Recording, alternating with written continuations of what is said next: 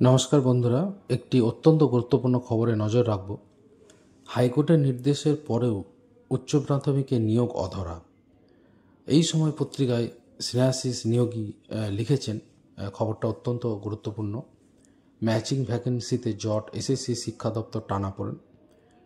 চলুন দেখে নিই মূল খবরটায় কি বলা হয়েছে। আপনারা চাইলে খবরটা একটু স্ক্রিনশট নিয়েও দেখে নিতে পারেন। আপনারা জানেন যে শিক্ষা সংক্রান্ত সমস্ত ধরনের খবর আমার চ্যানেলে থাকে। যারা এখনও চ্যানেলটা সাবস্ক্রাইব করেননি, আমি অনুরোধ করব অবশ্যই চ্যানেলটা সাবস্ক্রাইব করে নিন। আপডেট থাকবেন সমস্ত এই ধরনের খবর, চাকরির খবর বা নিয়োগ সংক্রান্ত খবর এবং কারেন্ট অ্যাফেয়ার্সের খবর। 9 বছর আগের নিয়োগ বিজ্ঞপ্তি, দুবার করে হয়েছে ইন্টারভিউ, 3 বার মেরিট প্যানেলও প্রকাশ হয়েছে।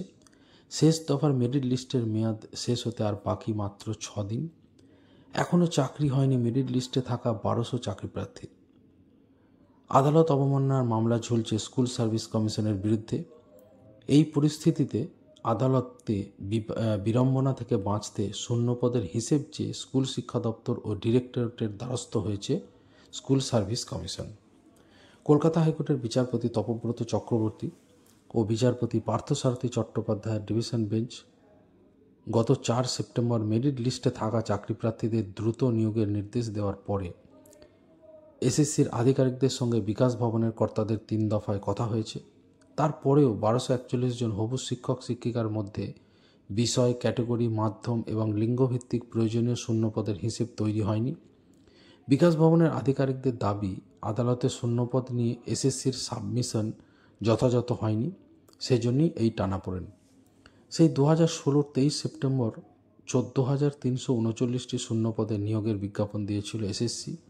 নিয়োগে বিলম্বে উৎসাহ হারিয়ে লিখিত পরীক্ষায় সফল 17,000-এর বেশি প্রার্থীর মধ্যে 14,052 জন ইন্টারভিউয়ে হাজির হয়েছিলেন। ইন্টারভিউ দিয়ে স্কুল পছন্দ হয়নি বলে আবার অনেকে চাকরিতে জয়েন করেননি। সব মিলিয়ে 5,401টি শূন্যপদ রয়ে গিয়েছে। অথচ মেরিট লিস্টে থাকা 1241 জনের বিষয়, মাধ্যম, ক্যাটেগরি এবং লিঙ্গের সঙ্গে সংশ্লিষ্ট শূন্যপদের চরিত্র মিলছে না। ফলে বিকাশ ভবনের কর্তারাও বিপাকে পড়েছেন। স্কুল শিক্ষা দপ্তরের এক কর্তার বক্তব্য, শূন্যপদ আমরা তৈরি করব না।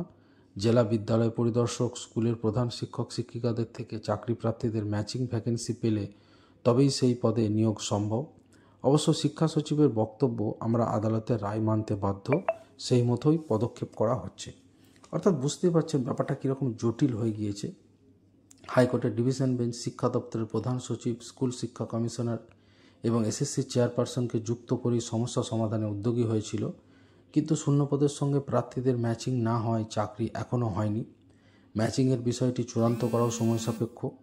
এদিকে পুজোর ছুটি শুরু হতে চলেছে,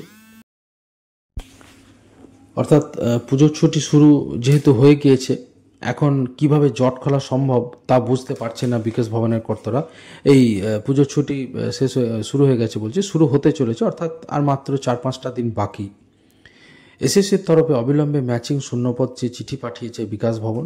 আদালতও জানিয়েছে পড়ে থাকা 5,401টি শূন্যপদের সঙ্গে 1241 জন চাকরি প্রার্থীকে অ্যাডজাস্ট করতে হবে।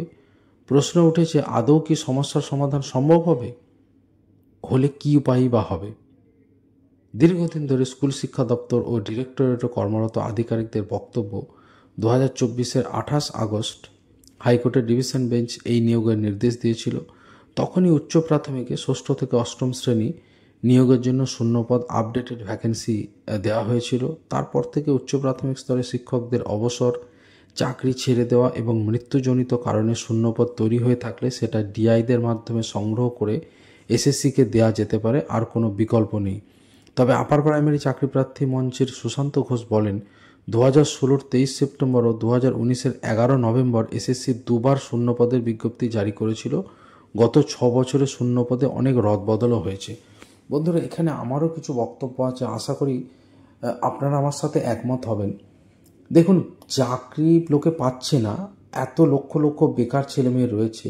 এখানে পরিষ্কার এই সময় পত্রিকা স্নেহাশিস নিয়োগের যেই প্রতিবেদন, অত্যন্ত গুরুত্বপূর্ণ প্রতিবেদন। আমি স্নেহাশিস নিয়োগী যে ধরনের খবরগুলো পড়েন, অত্যন্ত ঋণী আমি ওনার কাছেও।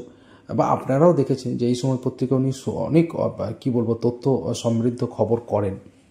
যেখানে উনি এই প্রতিবেদনে লিখেছেন যে 5,401টি শূন্যপদ রয়ে গিয়েছে। তাহলে 5,001টা শূন্যপদ রয়েছে কেন?